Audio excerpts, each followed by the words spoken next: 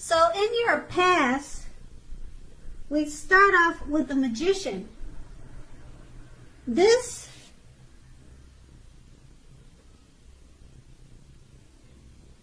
is another card that often signifies new beginnings and great expectations.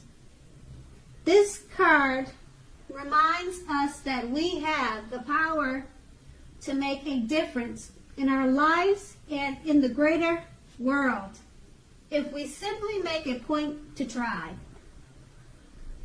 This is actual transformation of the literal and figurative world in normal ways. You are not going to have it all handed to you on a plate, but you have the potential to have that plate and a lot of what's on it if you do the magic yourself. The Magician is all about action. If you do nothing, you'll get nothing. If you want to know what to do, then just do something, because anything is better than nothing. In other words, if you don't try, you won't get. And to clarify this, the card below is the Three of Pentacles, which is a very positive card, particularly with regard to work, career, questions, but it's a good overall card that you are in general doing well. The Three of Pentacles tells you that the people around you appreciate you and your efforts, and they notice the quality of what you do, even if you don't get a paycheck.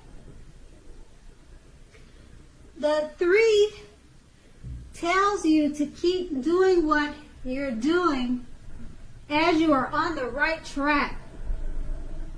Although there is always room for improvement, you don't need to scrap anything and start again. So with these two cards, which are two positive cards, enjoy your new beginnings and great expectations. People around you appreciate you and your efforts. You're on the right track. Keep doing what you're doing. Just remember that. And that was your past. So now on to the present. We have the Ace of Swords. As with the aces, the Ace of Swords can indicate a new beginning of some sort in your life, possibly on several fronts. Sometimes this new beginning can be started by a separation of some kind, from a relationship or from a job situation. Know that as anxiety producing as such a new beginning can sometimes be that underneath it all is good, beneficial energy that is getting you where you want to go. The Ace of Swords calls on us to not be afraid to make a leap if it's in our best interest. And the Six of Pentacles clarifies this card. Is often a sign of a turn for the better, particularly with regard to money. It's one of the more positive pentacle cards. It speaks of equality, fairness, and the cycling nature of life. When this card appears, you are likely to be heading into a positive cycle. The Six of Pentacles is often a card about generosity, meaning that you are either about to be the beneficiary or the giver of something with value. Share what you have, as there is always someone who needs it.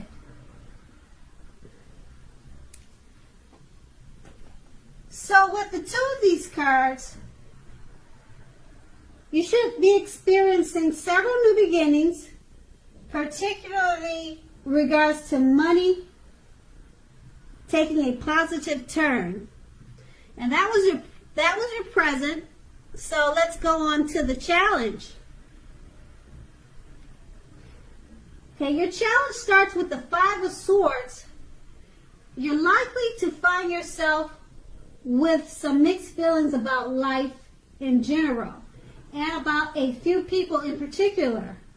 Don't ignore these, but don't feel like you have to speak every word you're thinking and feeling either, as you could ruin the very thing that you want the most, such as close, intimate relationships with your friends and lover.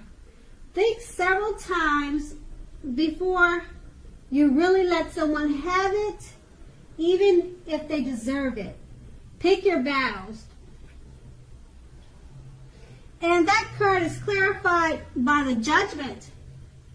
The Judgment card can be a card about jumping to conclusions, decisions, and of course, judgments which are too hastily made.